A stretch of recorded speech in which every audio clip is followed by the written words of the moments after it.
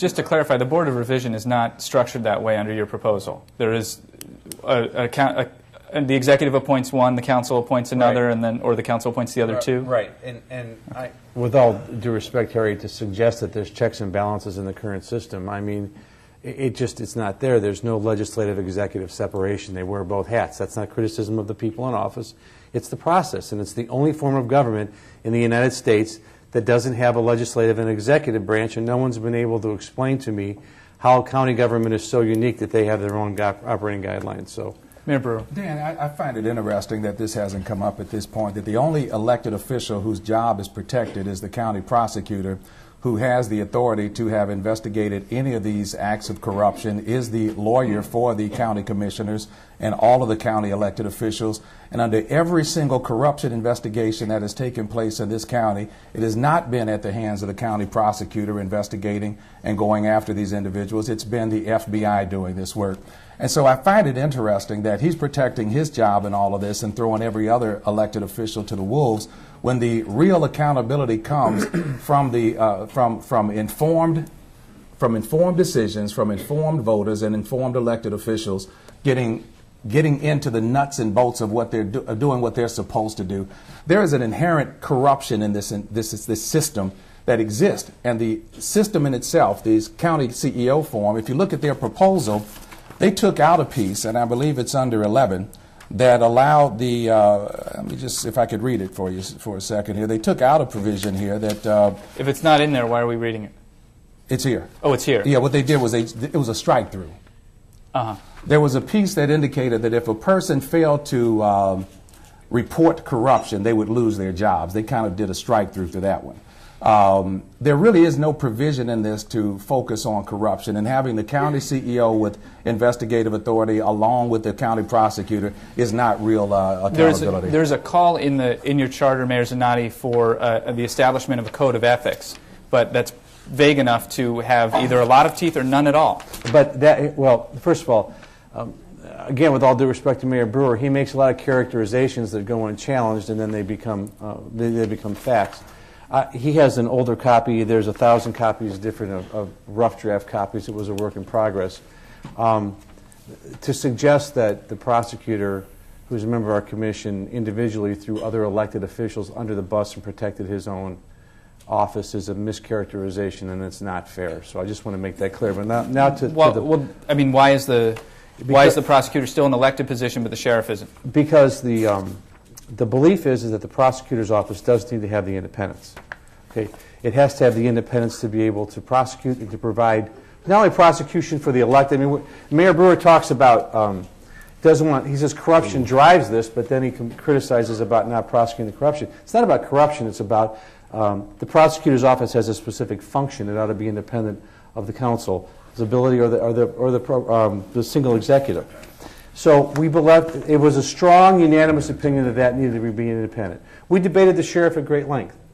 And ultimately it came down to, if we're going to look to be able to create more regional opportunities, to have the sheriff serve in a more regional function, it was better to have that as part of the government as opposed to an independently elected office. And if you look at it, the head of the highway patrol, the local police chiefs, the chief police of Cleveland, none of those folks are elected. They're law enforcement officials. They're appointed by the executives and approved by the council. But county sheriffs across the country are... Right. The standard is that they're elected. And we believe in Cuyahoga County. We believe it serves better purpose. And let me just add that he's indicated that I have an older copy. I have the copy that he sent to us as members of the Mayors and Managers Association.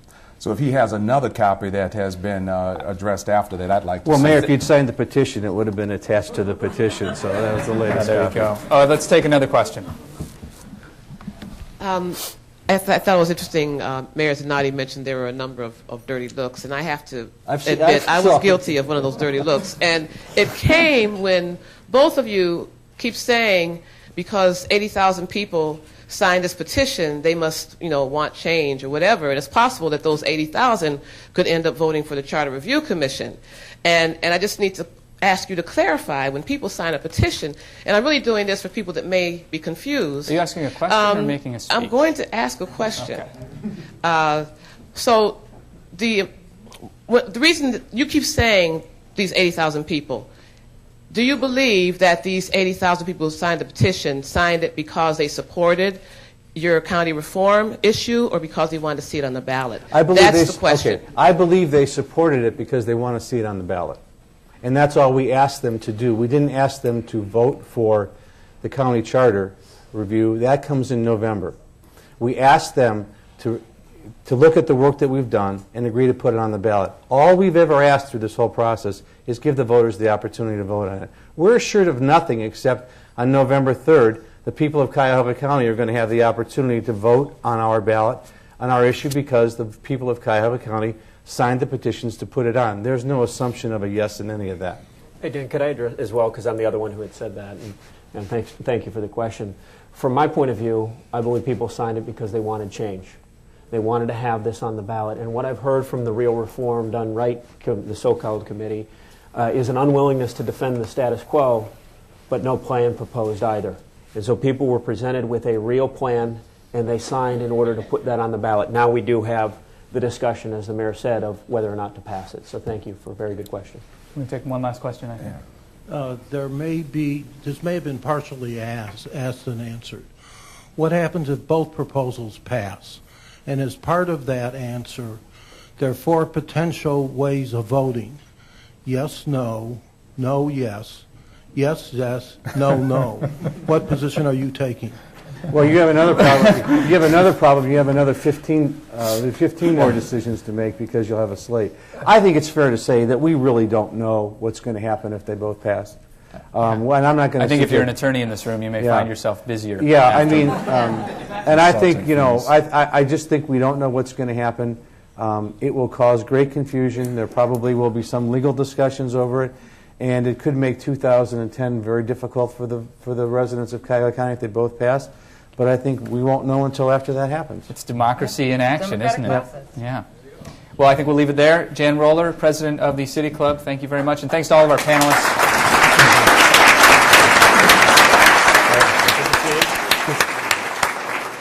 Today at the City Club of Cleveland Forum, we have been listening to Harriet Applegate, Executive Secretary of the North Shore AFL-CIO, Eric Brewer, Mayor of East Cleveland, Rob Frost, Chairman of the Cuyahoga County Republican Party, Martin Zannotti, Mayor of Parma Heights, and moderated by Dan Moulthrop, host of WCPN Sound of Ideas.